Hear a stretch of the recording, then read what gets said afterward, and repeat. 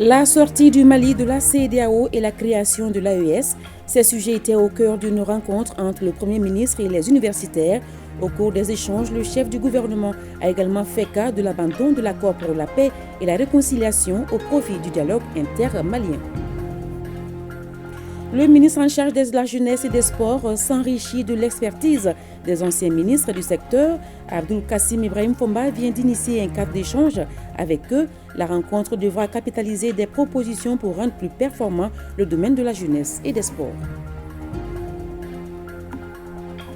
Toujours au compte du ministère en charge des sports, le symposium national sur le football malien est lancé aujourd'hui. Durant 3 jours, les participants vont mener des réflexions, diagnostiquer les problèmes qui empêchent notre football d'obtenir les résultats escomptés.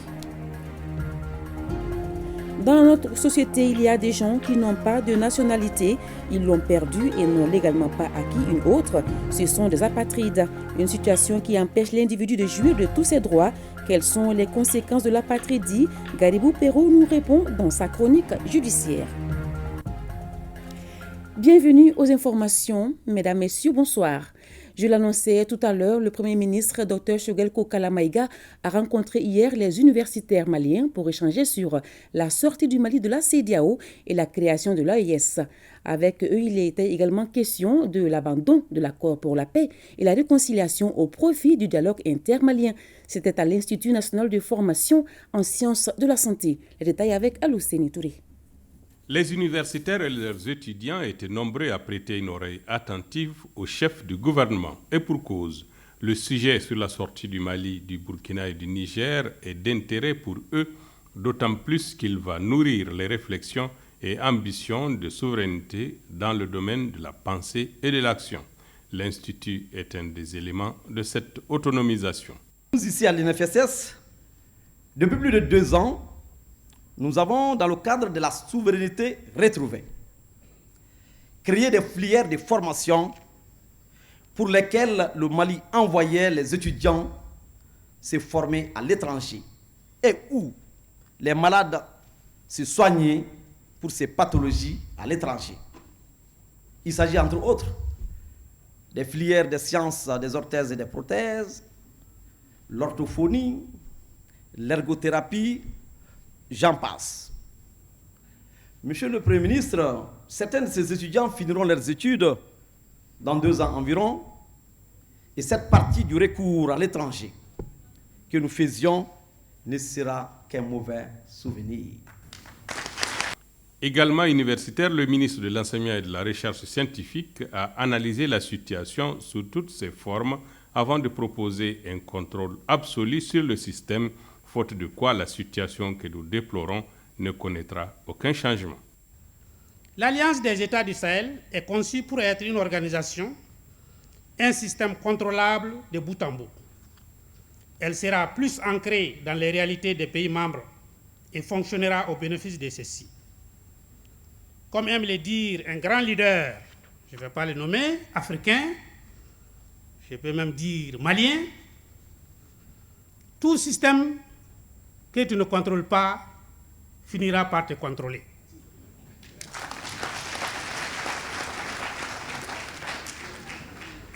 Je sais que notre résilience est sans pareil, historique. Notre histoire d'ailleurs nous l'enseigne. Quant au conférencier du jour, il a procédé à un large tour d'horizon des raisons profondes qui ont motivé cette sortie. Le Premier ministre a également mis en exergue quelques avantages que nous pouvons ou devons tirer de ce retrait. On a créé l'AES, on a lu en même temps qu'on est sorti de la CEDEAO. Je crois que beaucoup n'ont pas dormi.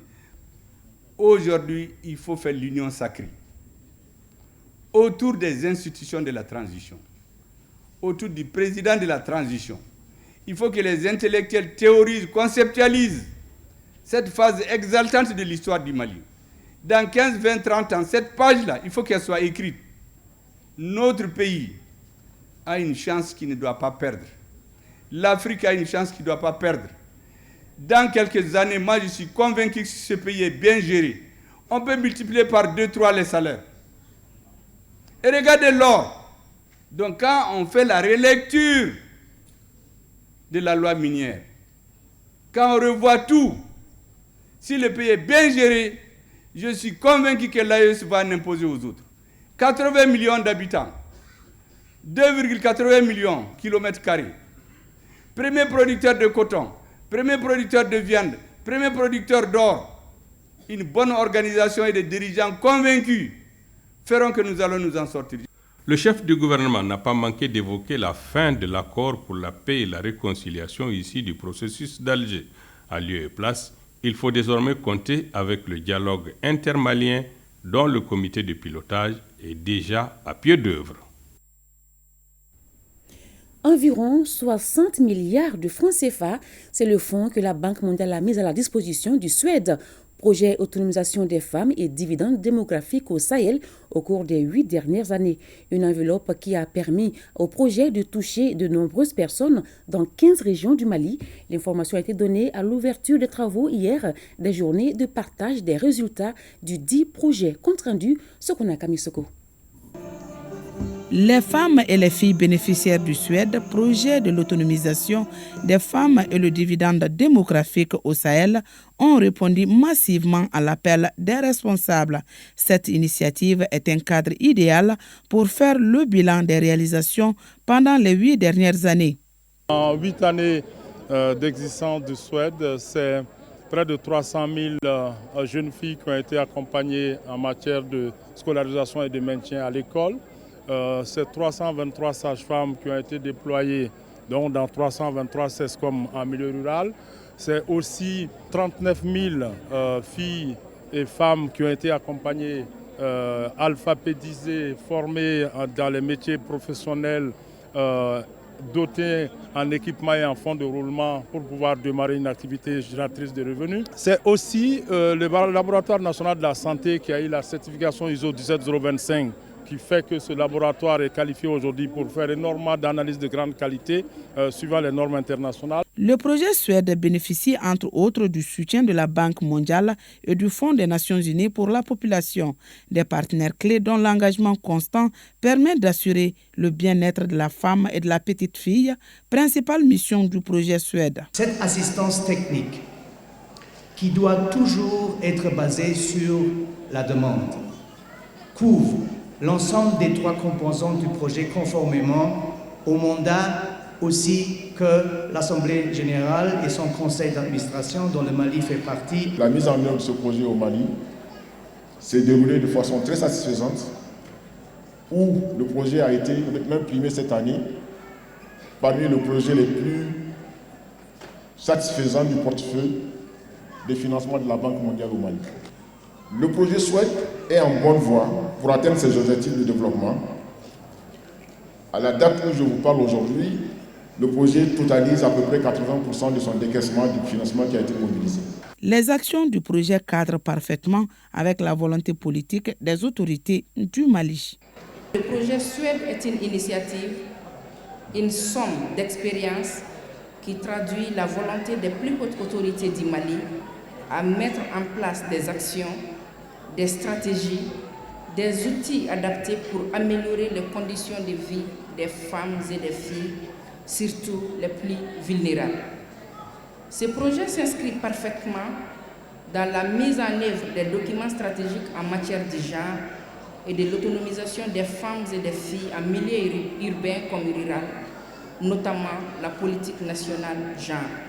Je remercie tous les partenaires au développement pour les soutiens multiformes au Mali et à l'ensemble des pays du Sahel. Au regard des résultats importants obtenus et compte tenu des enjeux actuels et des besoins croissants en éducation, en santé et autonomisation des femmes et des jeunes, le gouvernement de la République du Mali voudrait solliciter auprès de la Banque mondiale le financement du Suède Plus à partir de 2025. Je lance aussi un appel aux autres partenaires au développement intéressés par les questions traitées par leur appui financier et ou technique à la mise en œuvre, à la mise à échelle et à la consolidation des acquis du projet à travers le Suède Plus. Ce nouveau programme permettra d'atteindre les zones jadis sous contrôle des mouvements armés et libérés actuellement par notre vaillante armée et celles connaissant encore de l'insécurité affectant les efforts de développement au profit des populations. Financé à hauteur de plus de 60 milliards de francs CFA, le projet Suède intervient dans 15 régions du Mali. La rencontre de Bamako, qui s'étend sur 3 jours, enregistre la participation d'autres pays bénéficiaires du projet. Afin de capitaliser les expériences pour améliorer les résultats dans les domaines de la jeunesse et des sports, le ministre Abdoul Kassim Ibrahim Fomba a eu des échanges avec les anciens ministres de la jeunesse et des sports, un cadre parfait pour lui de bénéficier de leurs expériences et conseils. Compte rendu Abdoul Karim Kaba. Une première dans l'histoire de la jeunesse et des sports, cette rencontre est initiée par le ministre de la jeunesse et des sports, chargé de l'instruction civique et de la constitution citoyenne, avec les anciens ministres en charge du domaine. La démarche d'Abdoul Kassim Ibrahim Fomba est de reconnaître et saluer les efforts de ses prédécesseurs. Les hôtes du jour saluent l'opportunité. Nous, on n'a pas eu l'initiative de le faire. C'est lui qui a eu l'idée de réunir les anciens ministres autour de quelques sujets d'actualité concernant le sport au Mali, la jeunesse au Mali. Je pense qu'on a bien échangé pendant près de 2 heures de temps et qu'il en a profité pour ce qu'il va faire désormais dans ce département. Il a souhaité échanger avec nous dans un cadre convivial, des points précis sur le sport et sur la jeunesse. Je pense que ça mérite d'être salué. Nous sommes très satisfaits d'avoir eu cet échange-là entre nous. Échanger avec les anciens ministres afin de capitaliser les expériences pour la promotion de la jeunesse et des sports, tel est l'objectif du premier responsable en charge du domaine. Et ceux qui ont pu faire le déplacement, ils ont pu partager avec nous tout ce qu'ils ont pu mettre en œuvre dans le cadre du sport, ce qui a marché, ce qui n'a pas marché dans le cadre de la jeunesse. Et moi, je pense que je suis un des plus heureux, parce que je fais la somme et la capitalisation de tout ce qui a été fait. Les échanges ont été francs et bénéfiques. En 2 heures, tous les sujets ont été quasiment abordés. Dans le cadre des trajectoires déjà tracées par les plus hautes autorités, vous savez que la jeunesse a une place qui est centrale. Il faut impérativement que cette jeunesse soit beaucoup plus impliquée dans le processus. Et c'est dans ce cadre-là que nous allons capitaliser toutes ces informations que nous avons reçues dans le cadre de la jeunesse. Mais également dans le cadre du sport. Le sport, c'est un cadre aussi de regroupement et également d'engagement de la jeunesse. Mais aussi comment aider les athlètes aujourd'hui, comment aider le milieu sportif. Nous avons parlé de la professionnalisation. Quelles sont les étapes à mettre en place? Comment il faudrait le faire? Qu'est-ce qu'il ne faut pas précipiter? Je crois qu'aujourd'hui, j'ai eu une très grande somme d'informations qui va nous être extrêmement utile dans la promotion, le développement de la jeunesse et le sport également. Des poignées de main et des conseils symbolisant l'espoir. Espoir de voir une jeunesse malienne plus efficace et le rayonnement du sport dans un Mali uni et prospère. Nous restons avec le département des sports. C'est parti depuis ce matin pour le symposium national sur le football malien. Face aux échecs à répétition de nos équipes, surtout celles nationales seniors, le ministre en charge des sports a décidé d'organiser ce symposium en réunissant l'ensemble des acteurs du secteur. Et durant 3 jours, les participants vont mener des réflexions, diagnostiquer les problèmes qui empêchent notre football d'obtenir les résultats escomptés. Le point avec Ali Dumatina. Au regard de l'échec à répétition de notre équipe nationale senior à la recherche d'un titre majeur depuis 1960 et surtout la récente élimination des Aigles en quart de finale de la 34e CAN, le ministère en charge des sports en collaboration avec la Fédération malienne de football décide de prendre à bras le corps la problématique en organisant un symposium national sur le football malien. Démarrer ce 5 mars, une date historique pour le football malien, car c'est le 5 mars 1972 que le Mali a joué la finale de la CAN à Yaoundé au Cameroun contre le Congo-Brazzaville. Cet exercice scientifique et technique regroupe ainsi l'ensemble des acteurs du football malien. Ce symposium sera aussi l'occasion pour la Fédération malienne de football d'exposer son programme, d'évoquer les difficultés rencontrées dans le cadre de la mise en œuvre de son projet de développement du football malien et des solutions à y apporter. Que les travaux de ce symposium puissent se dérouler dans un climat de sérénité, empreint de respect mutuel et de courtoisie. Ainsi, durant 3 jours, il s'agira de mener des réflexions stratégiques sur l'état des lieux du football malien et de formuler des propositions pertinentes visant à améliorer la performance de notre sélection nationale. Il s'agira, au cours de ce symposium, de réaliser l'état des lieux de la participation de la sélection nationale senior de football aux différentes compétitions africaines et mondiales, de sa mise en place à nos jours.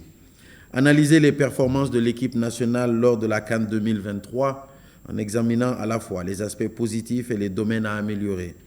Identifier les facteurs qui ont contribué au succès ou à l'échec de l'équipe lors du tournoi, notamment sur le plan managérial, technico-tactique, physique et mental. Recueillir les avis et les suggestions des différents acteurs du football malien sur les mesures à prendre pour renforcer l'équipe nationale et améliorer ses performances à l'avenir. Examiner les stratégies de développement du football au niveau national proposées par la FEMAFOOT. Les résultats de nos sélections nationales, surtout l'équipe nationale senior, ne sont pas à hauteur de souhait depuis l'accession de notre pays à l'indépendance. Des Jeux africains de Brazzaville en 1965, en passant par Yaoundé 72, Tunis 94 et tout récemment en Côte d'Ivoire à Bouaké, l'ère est maintenant arrivée à changer de paradigme. Aujourd'hui, la refondation a sonné dans le secteur du football. Cette refondation doit se conduire avec dextérité et dans une approche inclusive, participative et holistique. Elle sera menée avec l'apport et le soutien de toutes et de tous, en harmonie parfaite avec l'esprit et la vision du Mali nouveau, le Mali Kouroua. Le football malien est devant vous sur la civière. Il vous revient de l'observer minutieusement, de le diagnostiquer avec les meilleurs IRM et de lui administrer les soins les plus complets et les plus efficaces pour en faire le sport roi du Mali et combler les attentes du peuple malien assoiffé de victoire. Il est attendu au terme de ce symposium de 3 jours des recommandations pertinentes susceptibles de sortir à jamais notre football du marasme. Lutte contre la corruption. L'Office central de lutte contre l'enrichissement illicite (OCLEI), en collaboration avec la Commission indépendante contre la corruption de Hong Kong, ICAC, se mobilise. Elle vient d'initier une formation à Bamako pour renforcer les capacités des acteurs du domaine. Awa Adama Koulibaly nous en dit plus. Détournement ou appropriation du bien d'autrui. Pour lutter contre ce fléau, de surcroît en cette ère de l'évolution rapide de la technologie, les acteurs impliqués doivent être à la pointe de l'information sur les bonnes habitudes et les techniques d'investigation. L'Office central de lutte contre l'enrichissement illicite (OCLEI) veille sur le niveau de ses membres et associés.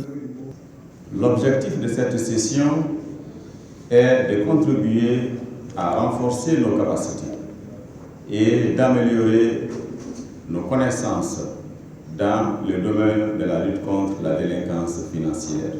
La présente initiative participe de la politique de l'OCLEI en faveur d'un intense développement de la coopération.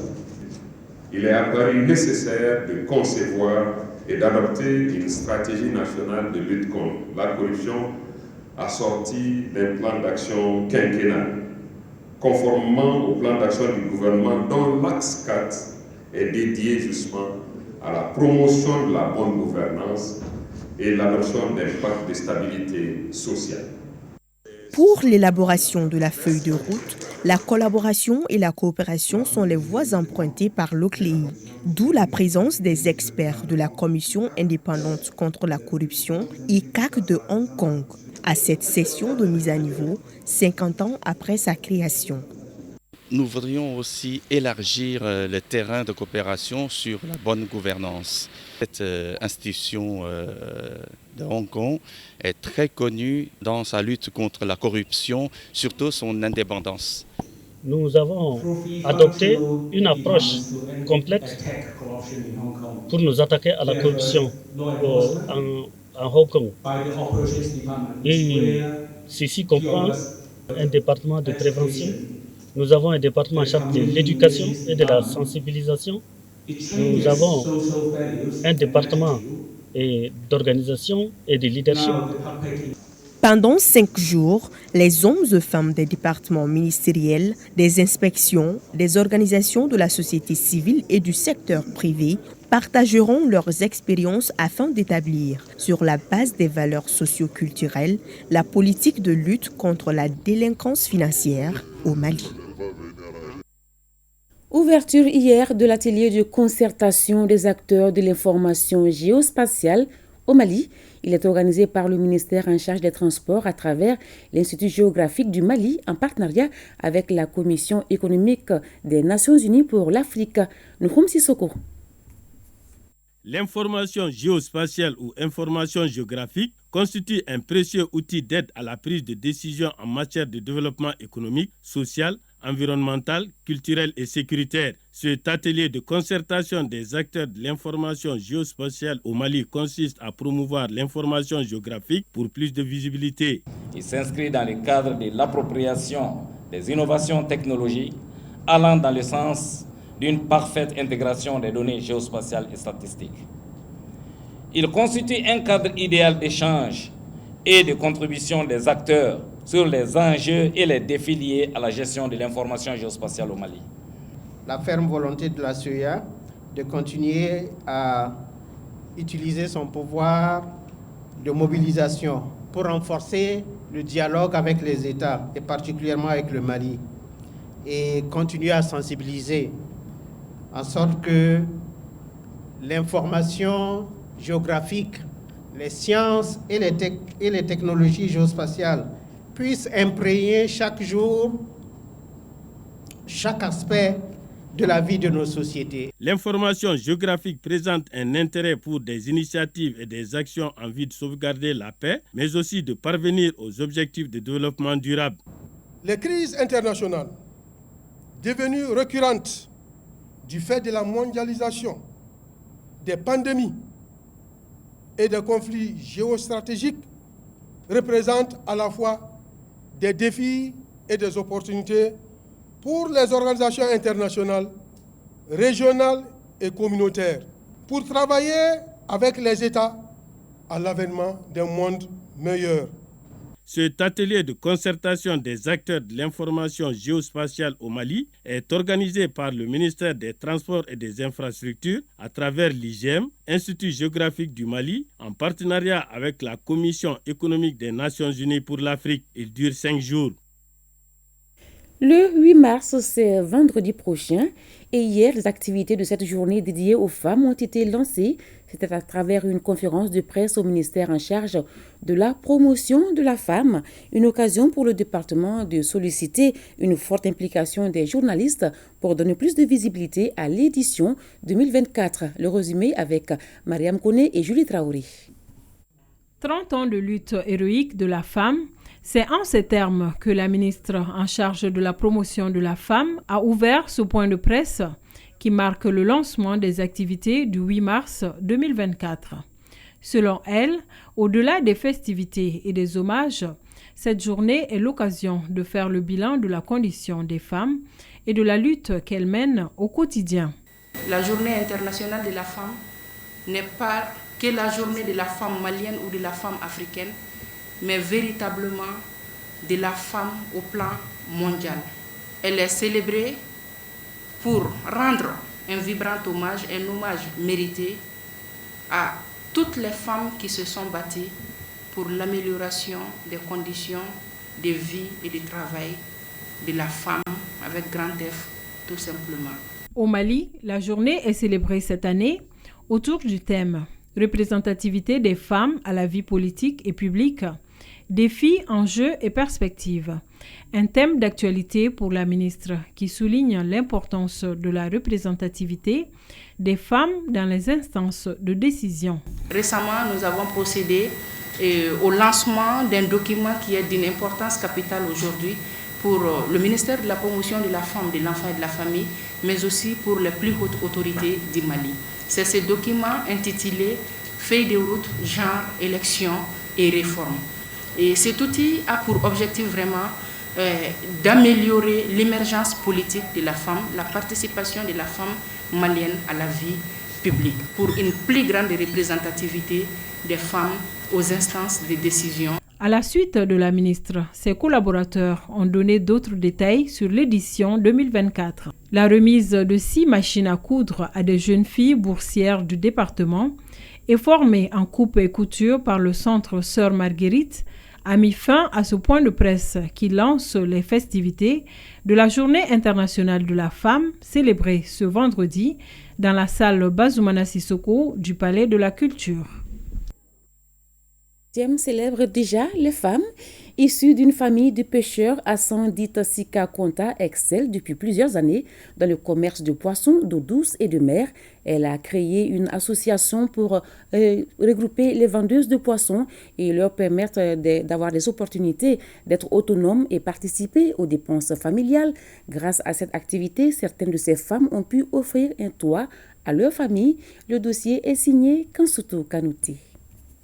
Après avoir assuré les tâches quotidiennes de la maison, c'est ici, dans son magasin situé dans la cour du marché de Sikasso à Caille, que Dame Assandit Sika Konta passe toute la journée à vendre des poissons d'eau douce ainsi que des poissons importés du Sénégal ou de la Mauritanie en compagnie des membres de son association dénommée Fogoluma. Fogoluma, c'est un nom bozo qui veut dire simplement Sigi Diali. En général, c'est nos pères, nos maris, nos enfants qui passent la nuit à pêcher.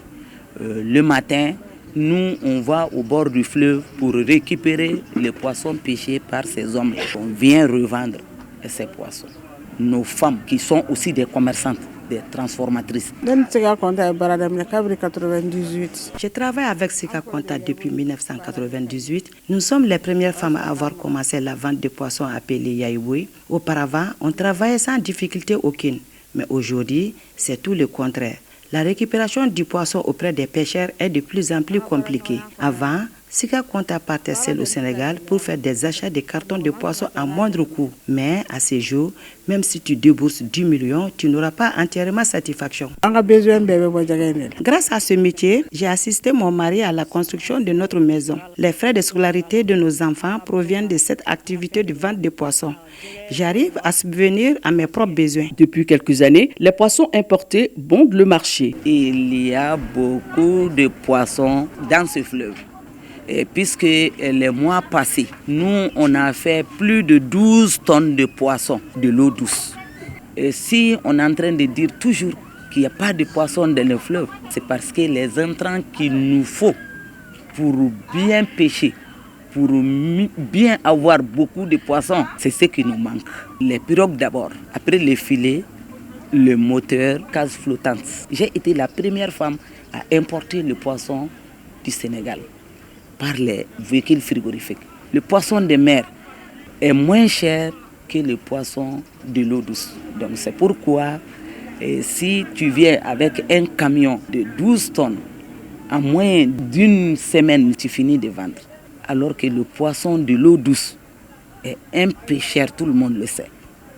C'est d'ailleurs la lutte que nous, on veut mener pour avoir beaucoup de poissons à un prix abordable. De manière globale, la production annuelle de l'année 2023 était de 2036 tonnes de poissons, soit un taux de 107%. Donc on a dépassé presque l'objectif qui était de 1997 tonnes. Les techniques de pêche que les pêcheurs utilisent ne sont pas tellement adaptées à la capture de poissons. Mais aussi, il faut noter qu'il y a les plans d'eau, les mares, ça sèche très rapidement dans la région de Caille. Cela a impacté sur la production de poissons. Selon la présidente, les pêcheurs et les vendeuses de poissons sont confrontés à d'énormes difficultés. Nous, les pêcheurs, c'est nous qui nourrissons le monde. Parce qu'on peut te dire de ne pas manger la viande, mais on ne peut pas te dire de ne pas manger le poisson. Le poisson est bon pour la santé. Nous voulons que l'autorité nous aide à avoir nos intrants de pêche, un quai de débarquement. Nous sommes des bozos. On habite au bord du fleuve. Il faut que l'État puisse empoissonner le maximum de plans d'eau. Parce que la région de Caille regorge une multitude de plans d'eau qui sont propices à la pisciculture. C'est-à-dire qu'on peut empoissonner afin que les populations rurales surtout puissent disposer du poisson pour leur consommation. Consciente des difficultés liées à cette activité, à savoir le poids des dépenses excessives liées au coût du transport des poissons importés et l'achat des poissons d'eau douce auprès des pêcheurs sur place, Assandit Sika Konta ne s'accroche qu'à son courage. Toujours à l'intérieur du pays, tenue de la réunion de commandement des commandants d'unités de la gendarmerie des régions de Kita et Caille. Objectif, faire le point de l'exécution de leur mission, les difficultés rencontrées et faire des propositions de solutions. Nous retrouvons Kansutu Kanouté pour le compte-rendu. Il s'agissait, au cours de cette réunion de commandement, de faire le point des missions qui avaient été confiées au commandant d'unité de la gendarmerie des régions de Kita et de Caille par le directeur général de la gendarmerie nationale sur instruction des autorités du pays lors de sa visite à Caille il y a de cela une année. Ces 10 jours vont permettre à ces commandants d'unité de faire le point de l'exécution de ces missions, mais aussi de nous relater les difficultés qu'ils ont rencontrées et faire des propositions de solutions. Nous remercions l'ensemble des populations du Mali pour tout le soutien qu'ils apportent aux forces de défense et de sécurité qui sont d'ailleurs à leur disposition. Nous ne saurons jamais réussir notre mission sans l'apport, sans le soutien de cette population. Nous apporter toutes les informations nécessaires, non seulement sur les auteurs des crimes qui se passent actuellement, comme nous voyons aujourd'hui le phénomène de terrorisme qui arrive progressivement dans notre circonscription. L'initiative va s'inscrire, à n'en pas douter, sur la relation d'une revue des activités menées au cours de l'année et la mise en œuvre des stratégies d'une sécurisation réussie, la protection des hommes et biens des populations, d'une région spécifique à tous égards.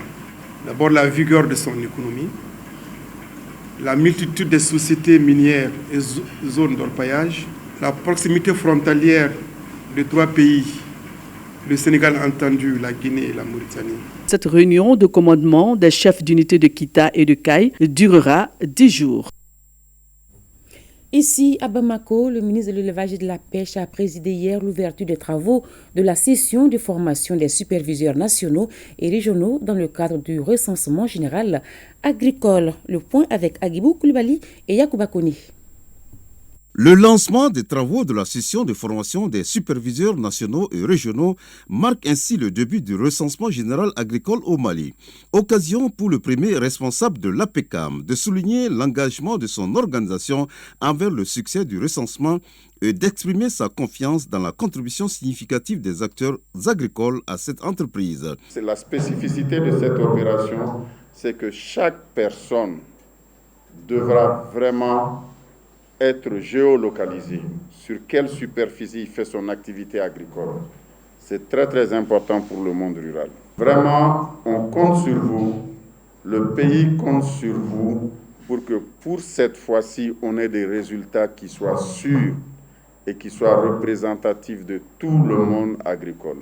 Le représentant de la FAO au Mali a souligné le rôle important de telles données dans la formulation de politiques agricoles efficaces et dans la promotion de la sécurité alimentaire. Aujourd'hui, si le décideur public au plus haut niveau n'a pas les informations réelles sur la situation du terrain, ses décisions sont biaisées. Nous sommes à peine 6 années de l'objectif numéro 2 du développement durable, où le Mali, comme d'autres, s'est engagé à vaincre la faim. Le ministre a insisté sur l'objectif majeur du recensement qui est d'obtenir des informations précises sur le secteur agricole, servant de repères essentiels pour les agrégats macroéconomiques. Au regard de l'intérêt que revêt le RGA, vous allez apprendre les méthodologies développées et les techniques nécessaires pour assurer une bonne collecte de données couvrant l'ensemble des sous-systèmes du secteur agricole, entre autres l'agriculture avec les productions végétales, l'élevage avec les productions animales et la pêche avec les productions halieutiques et aquacoles. Cette session importante sur le recensement général agricole promet de fournir des informations essentielles pour orienter le développement agricole du pays dans les années à venir. Tenue de la 5e session ordinaire du conseil d'administration de l'Agence nationale de la Grande Muraille Verte, Youssouf Diakité et Mahamadou Sidibé nous donnent plus de précisions. Les administrateurs de la Grande Muraille Verte analysent à la faveur de cette 5e session de l'Agence nationale de la Grande Muraille Verte les documents soumis à leur appréciation. L'initiative Grande Muraille Verte au Sahara et au Sahel, adoptée par l'Union africaine en 2007, est une solution proposée par les États aux enjeux environnementaux et climatiques. Il s'agit de réaliser des projets de développement en faveur de la population vivant au Sahel. Les réalisations ont réellement porté sur les financements de l'État, donc à hauteur de 109 millions à peu près. On a aussi en tout cas reçu l'appui des partenaires techniques et financiers, en tout cas pour nous accompagner dans le développement des projets. Même si sur le plan financier on ne peut pas les budgétiser, c'est quand même un appui considérable qu'il faut saluer et qui nous permettront vraiment au courant 2024 de réaliser beaucoup de nos ambitions. Donc parmi ces projets et programmes, comme vous l'avez dit, il y a les programmes de restauration des terres dégradées du Mali, financés par la Banque mondiale, environ 90 milliards de francs CFA.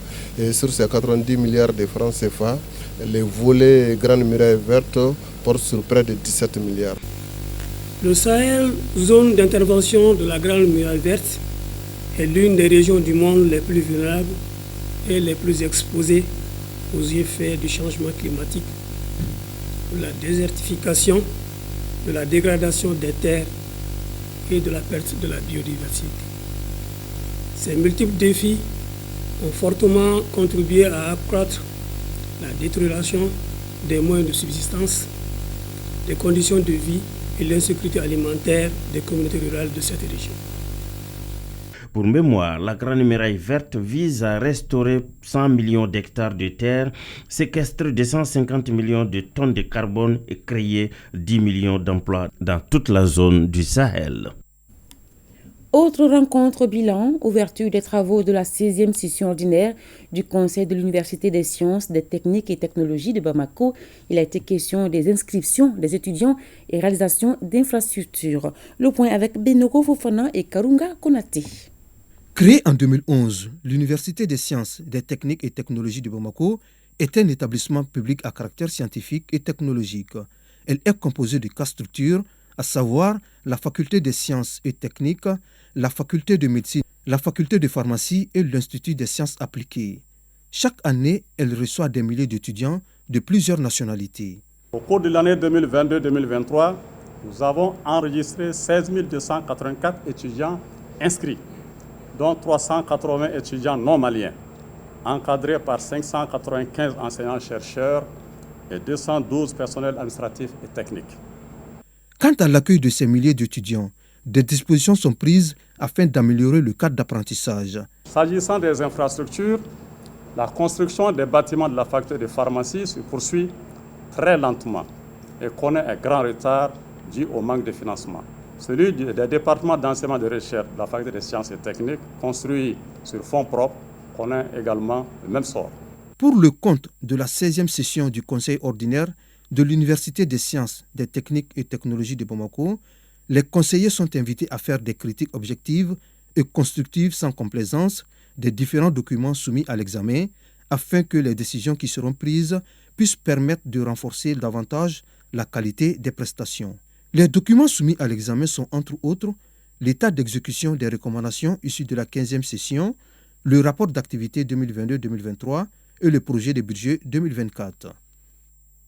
Nous retournons à l'intérieur du pays. La promotion de la santé publique par la prise en compte des résultats de la recherche traditionnelle et conventionnelle. Telle est la stratégie que l'École des hautes études en santé publique cherche à développer. Et la 17e édition des journées scientifiques de cette école s'est tenue à Sibi sur le thème « Science en action ». On fait le point avec nos envoyés spéciaux Batraoré et Karunga Konate. La 17e édition des journées scientifiques de l'IHSP, l'École des hautes études en santé publique à Sibi, une tradition respectée par les chercheurs, étudiants et cadres de l'administration de cette école. Cette rencontre est celle de l'innovation dans la recherche des solutions aux problèmes de santé publique au Mali. La science en action, c'est le thème que les organisateurs ont choisi pour cette édition. C'est un espace de formation, un espace de présentation des résultats de recherche. Et également un espace où nous disons qu'il y a différentes ressources les ressources de la médecine traditionnelle et les ressources de la médecine conventionnelle qui peuvent converger, qui peuvent collaborer pour apporter la santé publique. De plusieurs scientifiques venant de l'épidémiologie, de la sociologie, des autres sciences de la santé, si vous voulez, pour réfléchir ensemble, pour poser un regard global sur la santé. Parce que la santé, n'est-ce pas, est quelque chose de complexe. Il faudra plusieurs approches. D'où nous avons initié ces journées scientifiques à Sibi au Mandé. Les journées sont marquées par des consultations médicales gratuites et des conférences débats sur la modernisation des questions relatives à la santé publique. C'est un événement scientifique, c'est un événement sanitaire, mais au-delà de tout ça, il y a un caractère socio-économique qui est là. Pour que nous puissions découvrir d'autres choses qui pourront vraiment apporter un plus au système de santé pour que nous puissions être encore plus performants. L'édition de cette année est dédiée au chercheur italien Sergio Gianni qui s'est beaucoup investi dans la recherche en santé publique au Mali et qui nous a quittés en mai dernier. Aussi, un pied de baobab a été mis en terre pour l'immortaliser. L'Office RIMOPTI vient de tenir la 34e session ordinaire de son conseil d'administration.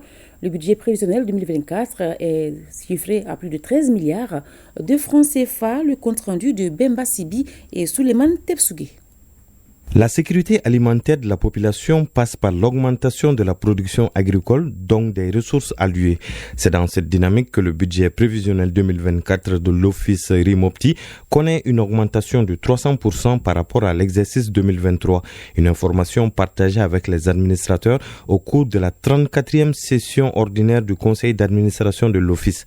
L'objectif recherché au titre de la campagne 2024 est de produire 175 338 tonnes de céréales. Le budget prévisionnel de 2024 s'élève à 13 milliards, représente les ressources propres. Si nous parvenons à mettre ces projets en œuvre, je crois que la zone ORM va sortir de cette situation aléatoire que nous connaissons parce qu'ici nous avons surtout des périmètres en submersion contrôlée qui sont tributaires des aléas climatiques et nous allons pouvoir transformer ces périmètres-là en maîtrise totale pour pouvoir sécuriser notre production. Les perspectives pour 2024 renforcent les acquis de la campagne 2023, une campagne qui, malgré les contraintes climatiques, sécuritaires et budgétaires, a enregistré une production céréalière de plus de 130 000 tonnes. Au regard de la population totale encadrée estimée à 811 332 habitants, et de leurs besoins de consommation en riz évalués à 60 850 tonnes, la production de riz couvre ces besoins et dégage un excédent de 3 640 tonnes de riz. Les administrateurs de l'Office RIMOPTI ont examiné au cours de cette session le rapport d'activité 2023, l'état d'exécution des recommandations de la session précédente et le programme d'activité 2024. Un programme qui entend mettre un accent particulier sur l'aménagement de nouveaux périmètres agricoles. La Chambre de commerce et d'industrie du Mali organise un cadre de concertation entre les opérateurs économiques de la région du Mopti et les services techniques d'une part et d'autre part, une formation en entrepreneuriat à l'endroit des jeunes et des femmes. Le but, relever les défis de la gestion d'entreprises au Mali. Ouarte Mopti, Boubacar Sankari. Une cinquantaine d'opérateurs économiques de la région de Mopti, toutes catégories confondues, vont se familiariser avec les procédures administratives et de s'approprier des différentes étapes du processus de création et de gestion d'entreprise. Les journées serviront de cadre échange entre les services techniques et les opérateurs d'information seront organisés à l'intention des femmes et des jeunes. Plusieurs modules seront dispensés au cours de cette formation de 6 jours. Aujourd'hui déjà, la Direction générale du commerce interviendra sur tout ce qui encadre un peu le commerce au Mali. Après, ce sera autour du fonds de garantie du secteur privé sur les conditions d'accès au fonds. Interviendra la Direction générale de la douane et puis la Direction générale des impôts sur tout ce qui est fiscalité. Permettre aux jeunes de savoir comment initier des projets d'entreprise, comment suivre les formalités par rapport à la création d'entreprise, comment avoir des outils élémentaires en matière de gestion d'entreprise et comment surtout avoir une idée sur le processus d'élaboration du business plan, comme on appelle le plan d'affaires. Ces journées d'échange entrent dans le cadre de la mise en œuvre du plan d'action de la Chambre de commerce et d'industrie du Mali. Au-delà du renforcement des capacités attendues, ces journées serviront d'un cadre d'échange, d'expérience entre les participants que vous êtes sur les difficultés rencontrées, mais aussi pour les opportunités offertes. Les recommandations qui seront issues de ce cadre d'échange vont permettre aux opérateurs économiques de relever les défis de la gestion d'entreprises au Mali en général et dans la région de Mopti en particulier. Du centre direction le nord, le crépissage annuel de la grande mosquée de Djingaribé de Tombouctou a fait objet d'une grande mobilisation. Comme à l'accoutumée, la corporation des maçons ainsi que les communautés ont donné à l'événement son cachet festif. On fait le point avec Yaya Tandina. Avec pour devise Yerkoihu, Yerkoibanya, autrement dit, esclave de Dieu au service de la maison de Dieu. C'est bien l'objet du présent rassemblement traditionnel, jalousement conservé depuis la nuit des temps. Une culture fortement respectée et une pratique profondément ancrée chez les communautés. Nous sommes ici à la mosquée de Djingaribé, l'un des géants édifices en terre à travers l'Afrique. Le crépissage de ce patrimoine intervient chaque année avant la saison des pluies et mobilise toutes les générations. Tel que vous le voyez, ce matin, moi-même, j'ai été crépi par mes amis d'enfance et c'est un souvenir pour moi. C'est un souvenir qui me ramène un peu en arrière, mais par-delà tout ce que je viens de dire, c'est aussi une baraka que je cherche. Parce que mon père, mon grand-père, mon arrière-grand-père, que dis-je encore, les pères, les grands-pères des autres ont participé à cela. Ma présence ici, c'est juste pour manifester mon attachement à cette pratique culturelle léguée par nos ancêtres. Malgré mon âge et mon handicap, je tiens chaque fois à prendre part. Une façon d'inviter les jeunes, mais aussi de contribuer à la protection du patrimoine religieux. Que Dieu bénisse tous ceux qui participent à l'activité de crépissage. Les travaux de crépissage sont confiés à la corporation des maçons au pouvoir ésotérique. La main-d'œuvre qualifiée procède au pétrissage du banco avant d'enduire la mosquée. Et quant à la main-d'œuvre banale, elle est assurée par les populations dans toute leur diversité et les absences sont sanctionnées. Aujourd'hui, nous sommes à Djingaribé. Dans quelques jours, nous serons à Sankoré. Ces célèbres lieux de culte qui font l'objet et l'admiration de tous doivent être préservés et protégés. Ce rôle de protection est assuré par la corporation des maçons traditionnels qui travaillent la qualité du banco tout en respectant les consignes. Nous sommes fiers de faire le travail et nous nous battons pour que la relève soit assurée. La cérémonie Fatiha, placée sous la présidence des hommes de Dieu, est marquée par des bénédictions pour tous les contributeurs et participants. Une danse des maçons, le Dimba, marque la partie festive de ce rassemblement de portée culturelle. En deuxième région, les activités de la 5e édition du festival Agna se sont déroulées sur l'île déserte dans le lit du fleuve Niger à Koulikoro. Les festivaliers sont venus d'Afrique et d'Europe. Ils ont échangé autour du thème l'intégration et renaissance culturelle. Reportage Boubacar Sissoko et Salif Maïga.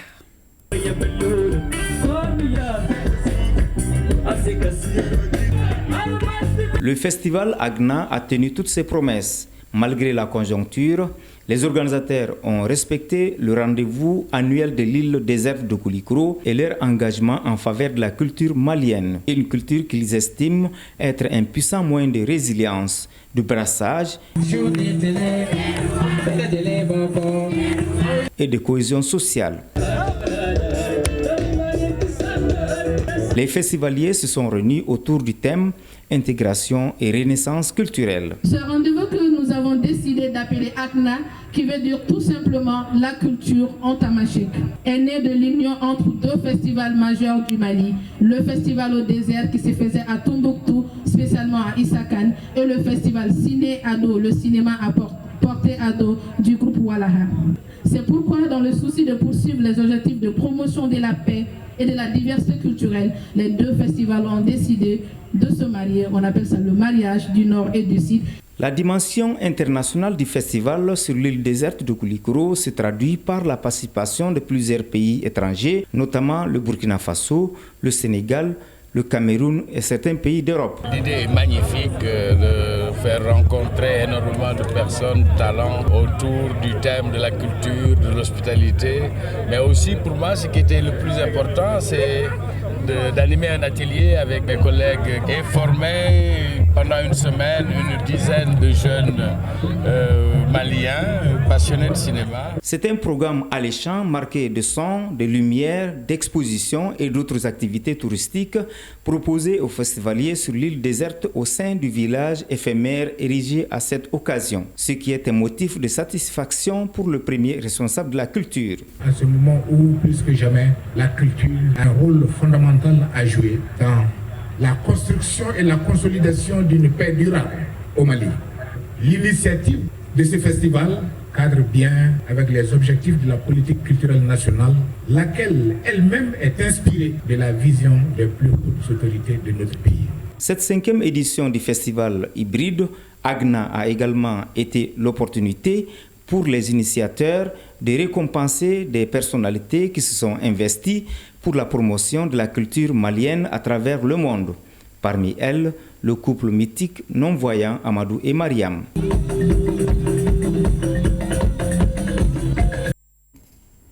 On en vient à la chronique judiciaire.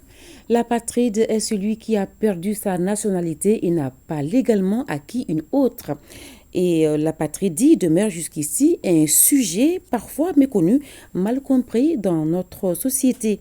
L'apatridie peut amener au désespoir et exposer les personnes concernées à des formes extrêmes d'exploitation et d'abus. Qui est apatride? Quelles sont les conséquences de l'apatridie?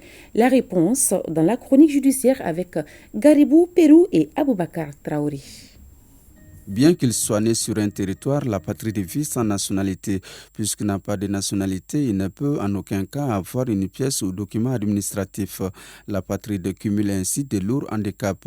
Il est semblable à celui qui n'existe pas. L'apatridie est l'état d'une personne qu'aucun État ne reconnaît comme état son ressortissant. Et là, c'est basé sur une définition donnée par la Convention des Nations Unies de 1954. Il définit l'apatride comme une personne qu'aucun État ne reconnaît comme État son ressortissant. Puisque le Mali est un pays moniste, donc cette définition s'applique bien au Mali. Sans lien juridique avec un État, l'apatride perd malheureusement ses droits. Les droits, par exemple, d'aller à l'école, de consulter un médecin, d'exercer un emploi, d'ouvrir un compte en banque, d'acheter une maison ou même de sceller une union conjugale. L'apatride perd énormément de droits. C'est des gens qui s'épanouissent très très difficilement. Par exemple, pour aller à l'école, quand même, il faut avoir un acte de naissance. Pour accéder à la fonction publique malienne, par exemple, il faut avoir non seulement un acte de naissance, un diplôme, mais aussi prouver sa qualité de Malien. Au niveau de la société, ou bien je dirais au niveau communautaire, c'est des gens qui vivent un peu en marge, parce qu'ils ne sont pas du tout associés à la gestion politique de la cité. Parce que tout ce qui est question politique, il faut vraiment prouver les liens juridiques avec les pays pour être autorisé à intervenir dans le domaine politique. Mais si vous n'avez pas les preuves, si vous êtes dans la peine de prouver votre appartenance à un pays, vous ne pouvez pas vous engager dans les affaires politiques de ces pays. Donc à la longue, vous allez voir, c'est des gens qui sont marginalisés et qui développent, je dirais, une certaine frustration et ça peut mener à la révolte. Les conséquences de l'apatridie sont lourdes, les causes complexes et profondes tant au niveau individuel qu'au niveau collectif. Il y a un lien évident entre tout ce qui est déplacement forcé et l'apatridie. Parce que lorsque on est amené à se déplacer de force, généralement, on cherche sa tête. On se déplace très rarement avec les documents d'état civil. Et la situation conflictuelle, généralement, ça s'attaque même aux archives. Donc, même au retour de la paix, vous allez avoir du mal à avoir les documents d'état civil. Je dirais, dans un langage banalisé, on dit la nationalité, c'est le droit d'avoir des droits. Lorsqu'on vous dénie alors ce droit d'avoir des droits, vous imaginez un peu les conséquences. C'est les liens juridiques qui attachent un individu à un État. C'est sur la base de ces liens que l'individu est en droit d'aller réclamer d'autres droits à l'État. Le phénomène ne touche pas que les migrants ou réfugiés, il touche aussi les gens nés sur place. Vous allez voir dans les coins les plus reculés, dans les villages, dans les hameaux, avec les nomades et les gens aussi qui vivent en zone frontalière. Vous allez voir, c'est des gens qui rarement font la déclaration des faits d'état civil. Les naissances ne sont pas déclarées. Même si c'est déclaré souvent, c'est des gens qui ne vont pas retirer, ou bien même en cas de perte, ne font pas le nécessaire pour retrouver l'acte. Donc, à la longue, ils vont se retrouver dans l'impossibilité de prouver leurs liens juridiques avec les pays. Et c'est des gens qu'on appelle les apatrides in situ. On sait qu'ils sont de là, mais on ne sait pas comment prouver. Donc, l'apatridie ne concerne pas que les migrants, ça peut concerner aussi les gens nés sur place. Chacun a droit à une nationalité, mais l'apatride lui demeure jusqu'ici un intrus, mal aimé au point de perdre le droit aux funérailles, aux obsèques. L'apatridie est ce malheur que beaucoup transmettent à leurs enfants qui, à leur tour, font passer à la génération suivante. À suivre dans nos programmes ce soir, les temps forts de la cérémonie de remise du rapport du comité du pilotage du dialogue intermalien au président de la transition. C'était hier à Koulouba. Voilà qui met fin à cette édition. Merci de votre fidélité. Pour revoir ce journal, rendez-vous sur www.ortm.ml. Merci.